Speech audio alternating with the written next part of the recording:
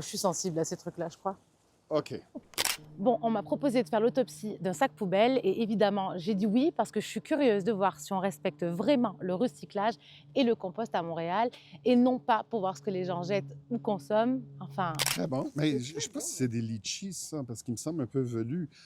Mais ça se composte aussi, sans problème. non parce que c'est obligatoire de faire son recyclage et son compost et que c'est passible d'une amende de 200 à 400 dollars. Mais dans les faits, la ville fait plus de prévention que de punition. Donc, l'année dernière, en 2024, on a remis à peu près 1000 constats d'infraction pour plus de 5000 avis de courtoisie. On pose moins d'amendes. Pourquoi dans le fond? Parce qu'on sait que les amendes, ça peut être quand même assez sévère et donc ça ferait réfléchir un citoyen s'il se prend une amende plutôt qu'un avis de courtoisie. On fait de la sensibilisation plutôt que de la punition. La majorité du temps parce que les gens ont besoin d'être éduqués, ont besoin d'être accompagnés, mais aussi parce que c'est pas tout le temps simple de trouver le contrevenant. En fait, le sac n'a pas d'identité.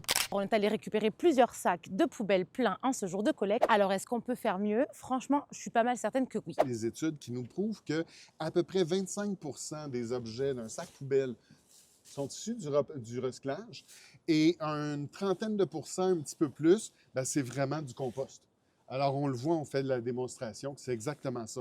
Bon, eh bien, ça m'a fait réfléchir à ma propre consommation, mais aussi, est-ce que je recycle bien? J'ai donc testé mes connaissances avec une application qui s'appelle Ça va où? Et j'ai été surprise parce qu'il y a vraiment beaucoup de choses qu'on peut composter. En tout cas, 50 c'est sûr, aurait pu être composté dans ce cas-là. Peut-être un 10 aurait pu être recyclé. En tout cas, beaucoup de papier alu. Puis l'aluminium, ça se recycle à l'infini.